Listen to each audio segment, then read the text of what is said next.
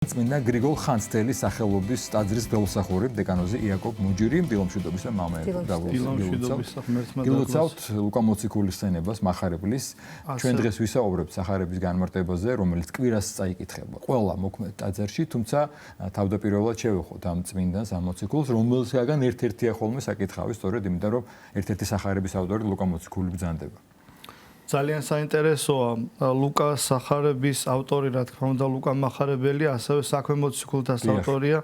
პირველი ესე სიტყვა იყო, როდესაც ამბობს აქ, რა თქმა უნდა, ლუკა სახარებას გულისხმობს და მეორე, ფაქტიურად მეორე სიტყვა უკვე არის საქმე მოციქულთა.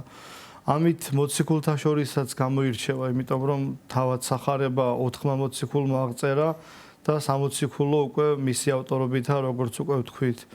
მოციქულები უმეტესწილად ან სამახარებლო 4 თავის ავტორობით არის ცნობილი, ან ეპისტოლარული მიმართვით და ლუკა მოციქული ამითაც გამორჩეულია, რომ სახარების და სამოციქულოს ავტორია. ამიტომ რა თქმა უნდა დიდი დღეა და მნიშვნელოვანია მისი აღნიშვნა სათანადოდ. წიგნიერად. წიგნიერად ცხადია რომელი სახარება ეკითხება კვირას, ვისგან საკითხავი, მოკლედ შინაარსი ლუკა მახარებლის საკითხავი არის მე-16 თავი.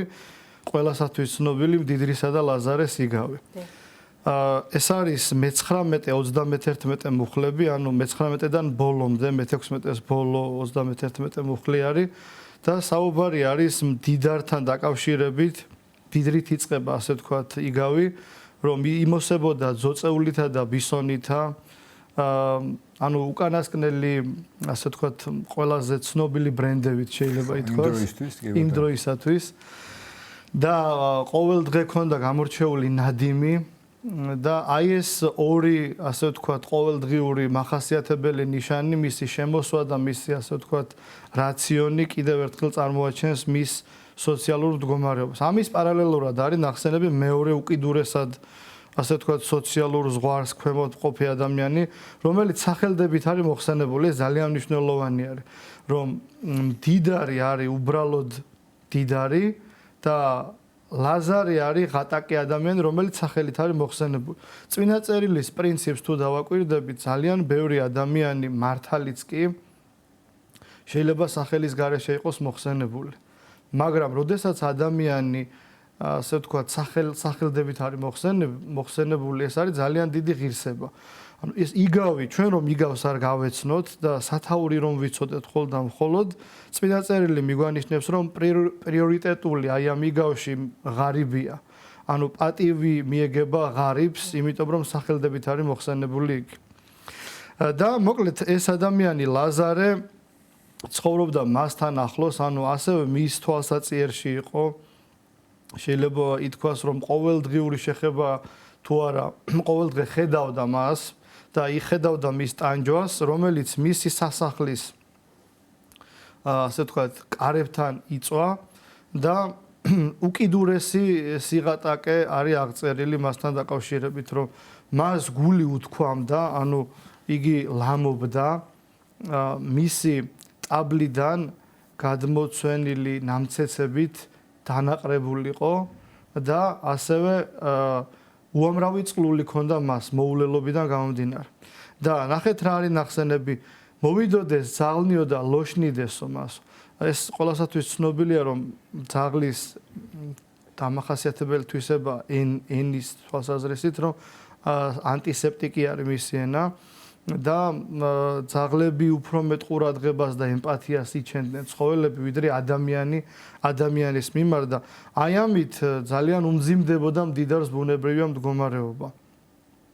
სხვათა შორის თუ დავაკვირდებით, აი ჩვენ სინამდვილეშიც დილით, როდესაც გვიწევს გადაადგილება, არიან ადამიანები, ვინც ნაგავსაყრელთან ეძებენ საკვებს, ანუ თანამედროვე ლაზარებიც არსებობენ და სხვათა შორის მათაც ძალიან ბევრი ძაღლი დაყვება გარშემო. და აი ესეთი ადამიანი იყო მოკლედ ლაზარე და ბოლოს არის აი ეს ორი დახასიათება და გარდაცვალებაა ნახსენები პირდაპირ. რომ მოკვდა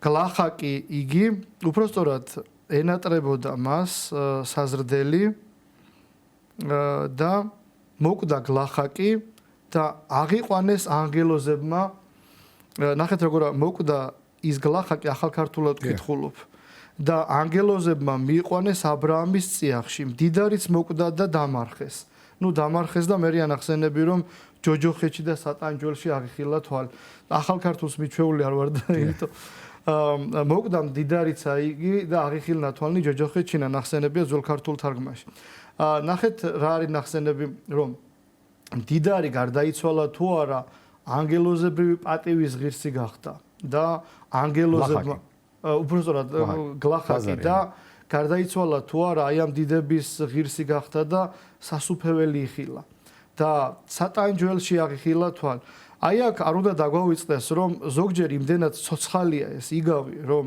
ადამიანები აი ამ მარადიულ ხვედრზე ისე ფიქრობენ რომ ლამის კვეთაში მოიხსენონ მდიდარი და აცხოვნონ. აქ უნდა გავმიჯნოთ ის რომ ეს იგავური სახის მეტყველებაა და პირდაპირ მნიშვნელობით არ ვსაუბრობთ იმაზე რომ ის ჯოჯოხეთში მოხდა და ეს 60-ში.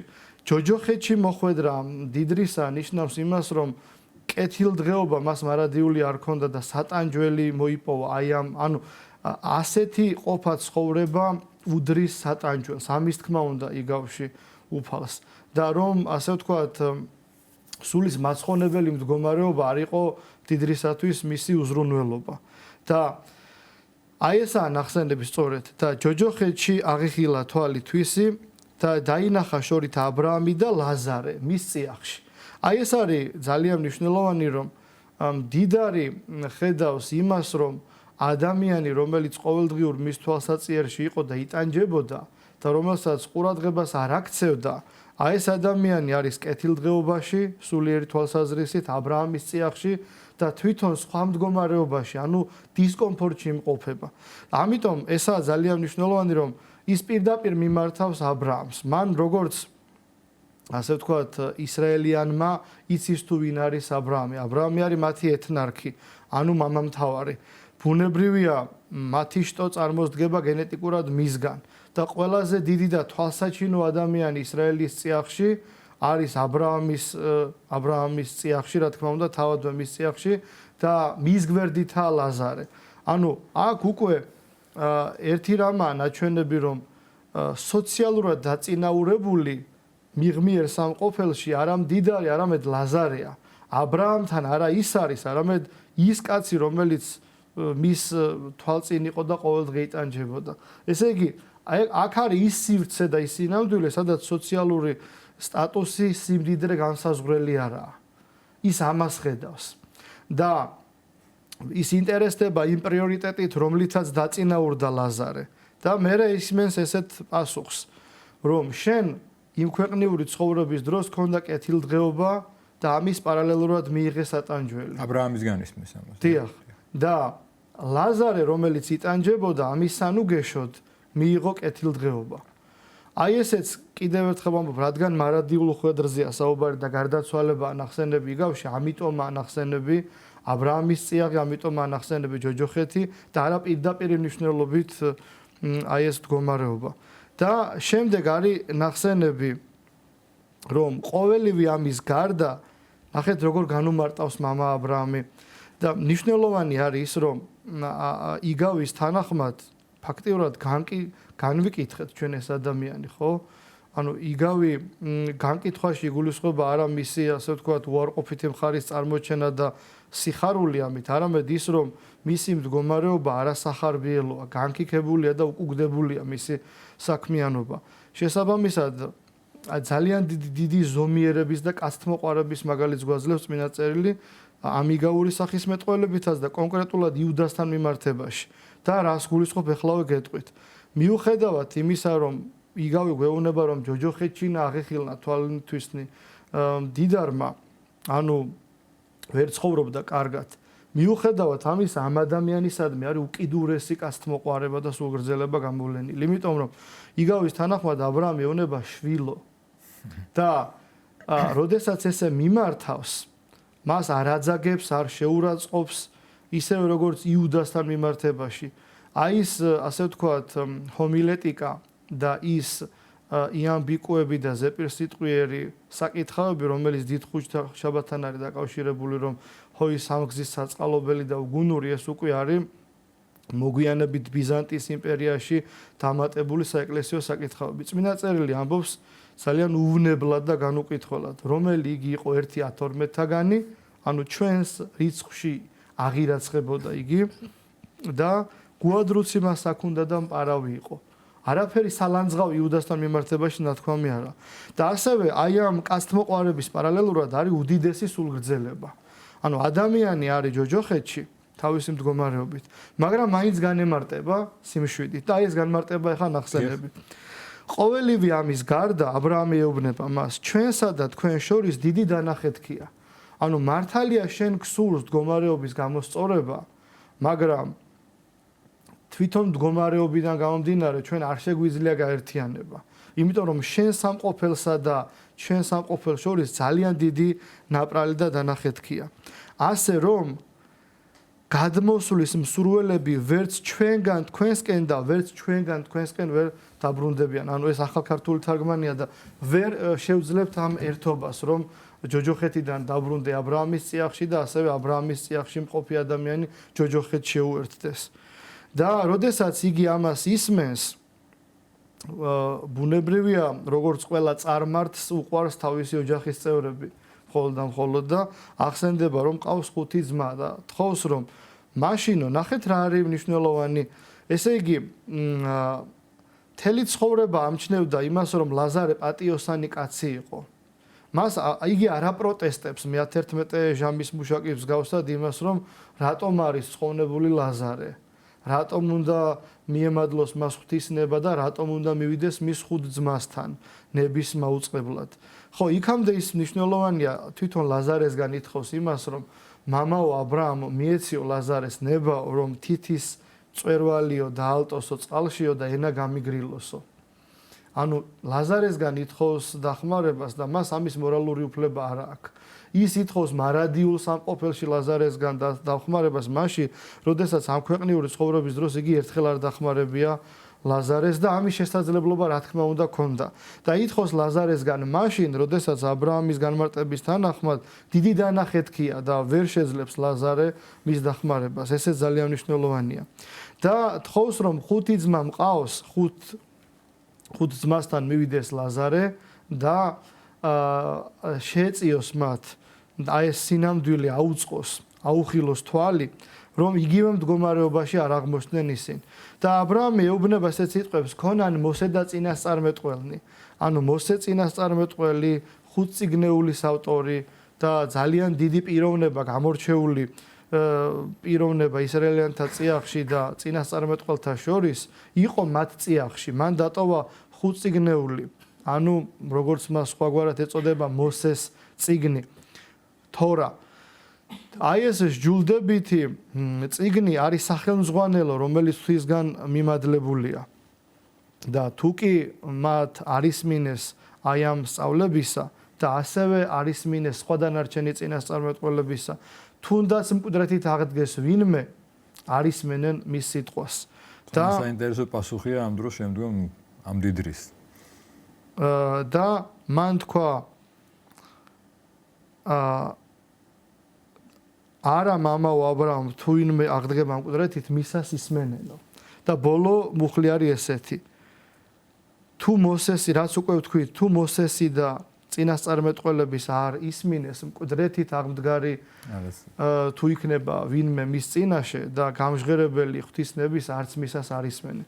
აი ამით სრულდება იგავი. ესე იგი, ფაქტიურად უნუგეშო მდგომარეობაში რჩება მდიდარი და ეს არის შეიძლება გაჩნდეს კითხვა, რომ რაღაც ცრუ ემპათია აღიძრას მის მიმართ, რომ აი რატომ დარჩა ესე, რატომ არ დაეხმარა ან ლაზარე, ან მამა აბრაამი, ან აუფლის ანგელოზი, ან ნებისმიერი სხვა. ეს არის ძალიან გულუბრყვილო და შესაძლოა ბავშვებმა ამიგავის მოსმენის შემდეგ ესეთი კითხვა გააჟღერონ, მაგრამ უფროს ადამიანს და დასრულ ადამიანს ესეთი კითხვა არ შეეფერება და თუ კი მას მაინც ესეთი კითხვები უჩნდება, ჩვენ ვიცით რომ არსებობს იუდას სინდრომი, როდესაც ადამიანი გაუაზრებლად და არაჯანსაღ ემპათიას იჩენს იუდასადმი და ეს არის რაღაც მოღალატეობრივი საფუძველი მასში ფსიქოლოგიური განმარტების თანახმად და როდესაც ადამიანი ცდილობს რომ ალოგიკურად აბრაამი ასე ვთქვათ დაადანაშაულოს იმაში, რომ არ დაეხმარა მდიდარს და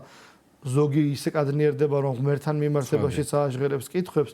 ეს ნიშნავს იმას, რომ ასეთი მდიდარი მასში ცხოვრობს და მას არ სურს ამის შეცვლა. აი მამა იაკობ, ძალიან საინტერესო დეტალია, რომ ამ იგავს თავად მაცხოვარი გვთავაზობს და დღესაც მოგვისმენია ხოლმე ერთის მხრივ, რომ ღმერთს ხო შეუძლია ყველა აცხონოს. ან მეორე საკითხი, რომ რა მნიშვნელობა აქვს ახლა ღმერთი მოწყალე ყველას აცხონებს.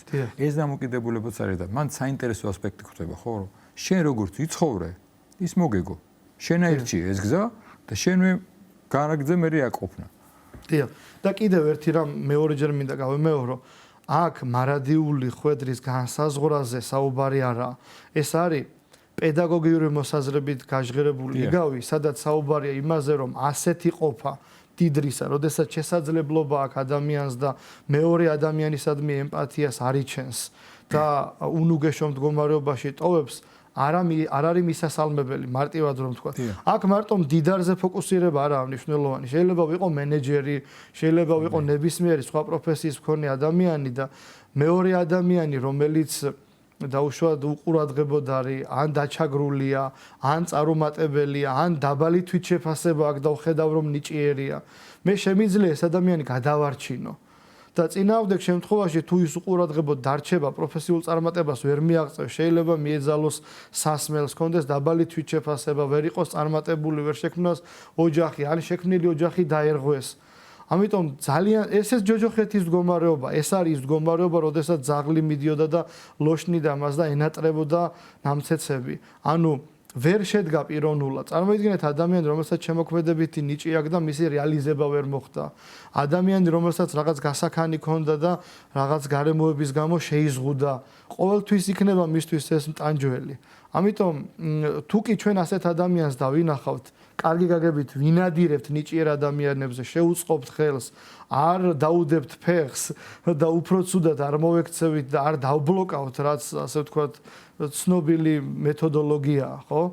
სამწუხაროდ ჩვენს გვერდით არსებული და არ მოვექცევით ადამიანს ცუდად და გავაკეთებთ იმას, რასაც ქრისტე გვეუბნება, რომ მოვექცეთ სხვას ისე როგორც ჩვენ გვინდა, რომ მოვექცეთ, ჩვენ არ ვიქნებით მდიდრები, ანუ არ ვიქნებით ბოროტები.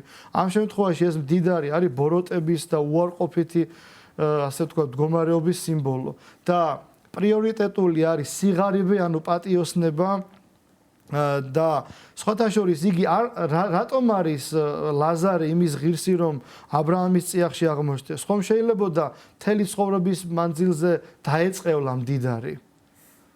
ანუ სხვა მდიდრები მოეყვანა და აქცია მოეწყო მისი. ან ეწუწუნა რატო არ მე ასე და სხვა რატო რა თქმა უნდა, ან ღმერთი განეკითხა, რომ ღმერთო, აი სად არის სამართალი? ძალიან ბევრი ასე ვთქვათ ქუჩის მხატვრობა ახლა არის მოდური და არის ძალიან ბევრი ლოგოები, ძალიან ბევრი ნიჭიერი ადამიანი ვლინდება ამ სივრცეში და არის ბევრი სოციალური მინაწერი, სხვა და რომანტიულიც კიდე.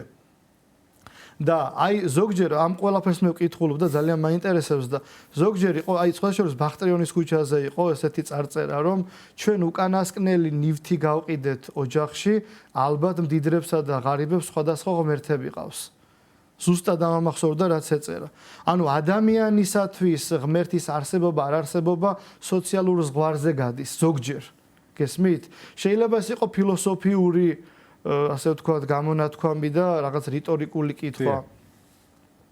ერთი იყო ესეთი კიდე ვინც ვერ გავლოთდით და რაღაც უსინდისო გზას ვერ დავადექით, მათ რა გვეშველება.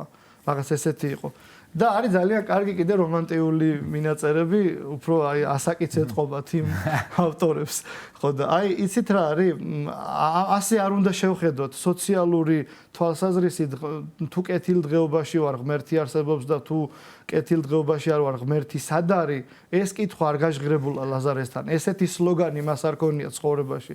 ამიტომ არის მართალი. გამოწყდება ის, რომ უფალმე ჩვენზე უკეთ იცის, ვის რა დროს სჭირდება, რომ ვთქვათ იგივე მოიხვეჭოს რა ძალიან ბევრი ადამიანი მოდის ეკლესიაში, რომელსაც ძალიან დიდი ქონება ჰქონდა და ამან ძალიან დააზიანა. და დაზიანები, აი როგორც დაუშვათ ავტოსაგზაო შემთხვევის შედეგად ზიანდება ჯანმრთელობა, ასევე დიდი თანხის შემდეგ დაზიანებული ადამიანები მოდიან ჩვენთან. თუმცა აქვე უნდა გავუსვათ ხაზი, რომ არსად არ წერია და არც ახლა ეს არის სიკეთე და კეთილდღეობა ღვთისგან მომადლებული. სიმდიდრე იგზალება და სიღარიბე მხოლოდ მაცხვენებელი, ესე არ უნდა გავიგოთ ცხადია. სწორად ხარება უნდა იცოდეს ადამიანი. მამა იაკობ, ჩვენ რამდენიმე წუთი დაგვრჩა და აქვე სანამ შემდეგ თემაზე გადავალ, ახსენოთ რომ რადგან კვირის სახარებაზე ვსაუბრობთ, კვირას ჩვენი საყვარელი მამა გაბრიელის სცენება აღწერებელი და სალოსის და ცხადია განსაკუთრებული ზეიმით ეს დღესასწაული სამთავროში აღენიშნება, სადაც მამა გაბრიელის წმინდა ნაწილებია დაგრძენებული და მამა გაბრიელის ცხოვრება ძალიან კარგად ასახავდა იმ შინაარსზე ჩვენ საუბრობთ ახლა და ბოლოს განეკეთოთ, აი ზუსტად გამოხატავდა მამა გაბრიელის ცხოვრება აი ამ სახარების და ამიგავის კარ კონტექსტში ესე იგი გააზრებას. ბოლოსკენ მინდა კითხოთ და დაგიტოვოთ თქვენ ჩვენთვის განკუთვნილ დროს ჰელოვინის თემა, რომელზეც ყოველთვის არის ბოლო წლების საუბარი, განსაკუთრებით რომ მოახლოვდება, მე არც კი ვიცი, მგონი დღეს აღნიშნავენ, მე არ აღნიშნავს არასდროს და ამიტომ არ ვიცი. რა პოზიცია აქვს, რა ხედვა აქვს, რა დამოკიდებულება აქვს წმინდა ეკლესიას ამ დღისადმი, დღესასწაულს ვერ ვიტყვი. მადლობა ამ კითხვისთვის. მე ამ შემთხვევაში ვეცდები რომ უფრო რაღაცა მოზომილი ვიყო ამ პასუხში და პასუხს გაგცემთ როგორც სამი შვილის მამა და როგორც რიგითი ადამიანი. ვფიქრობ რომ ესეც უკვე საკმარისი იქნება ამ სტატუსით პასუხის გაცემა. როდესაც ადამიანი მართვის მოწმობას იღებს, იქ არის ერთ-ერთი ასე ვთქვათ კითხვა, სამედიცინო კითხვართა ჩამონათვალი, რომ ღია ჭრილობის დროს როგორ უნდა მოიქცეს ადამიანი, როგორ უნდა გაუწიოს დახმარება და ასე შემდეგ. ანუ ეს მიანიშნებს იმაზე, რომ ზრდასრულ ადამიანებსაც თუ განსაკუთრებული სპეციფიური სამედიცინო განათლება არ გვაქვს, გჭირდება ამ მიმართულებით ცოდნის გაღრმავება. როდესაც ბავშვი აი ამ დღესასწაულის თუ ამ ტრადიციის აღნიშვნის დროს ხედავს იმიტირებულ ღია ჭრილობებს და ეს კეთდება შეგნებულად. როგორ უნდა გამიჯნოს ბავშვმა ეს თამაშია თუ რეალობა? ან ღმერთმა დაიფაროს მართლა რომ ექსტრემალურ სიტუაციაში აღმოჩნდეს, ხომ არ დააკავშირებს ასოციაციურად ეს ჰელოვინს და ხომ არ ეგონება რაღაც გართობა და თამაში, ეს ერთი.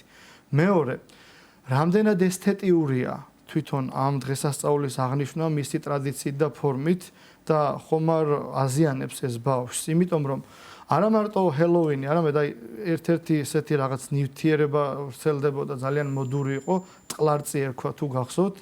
შესაძლოა ეს მე ვკითხე ექიმებსაც, შესაძლოა ეს იყოს სამედიცინო დანიშნულების მქონე ნივთიერება, რომელიც უვითარებს ბავშვს დისფუნქციის შემთხვევაში ხელის მატორიკის განვითარებას.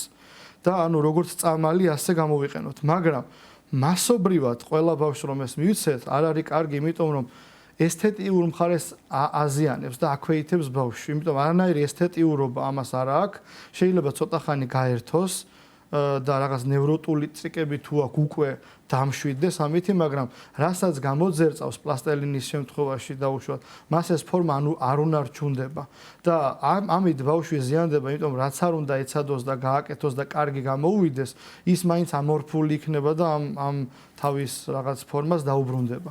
ეს ერთი. და მეორე კიდე, როდესაც მშობელი ხედავს ხელოვნურად, რა თქმა უნდა, მოხატულს, მაგრამ მაინც სისხლიან, ღია ჭრილობის მქონე და რაღაცა ნაკერებიან, თუნდაც თავის ქალის იმიტირებულ, ასე ვთქვათ, ვიზუალით თავის შვილს, ეს რამდენად სწორია. აი, უბრალოდ მშობლის პოზიციით რო გავაჟღეროთ ეს კითხვები და იმ სულიერ მხარეს, რომელიც ამ სიმძიმეს მოყვება და ვისთან და რასთან არის დაკავშირებული კიდე ამას რომ თავი დავანებოთ.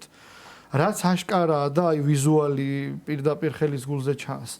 აი რამდენად ლამაზია ეს და რამდენად მისაღებია მშობლისთვის. როგორ არ ზრწუნდება მშობელი, როდესაც დაუშვათ ღია ჭრილობის იმიტირებით ხედავს სახეზე ან ნებისმიერი სხეულის ნაწილზე გამოსახულ მის შვილს. ჩვენ ხო გვრთებით აი ამ მდგომარეობას, აი რამე ხო არ მოგვივიდა ცხვირიდან სისხლი ხო არ მოგდის და როდესაც ამას აკეთებდა შენ შვილს ასე ხატავ. რამდენად სწორი და ჯანსაღია ეს. მადლობა მამა იაკობ. მამა იაკობ წმინდა გრიგოლ ხანძთელის სახელობის ტაძრის დოლსახური დეკანოზი იაკობ მუჯირი გვესაუბრებოდა.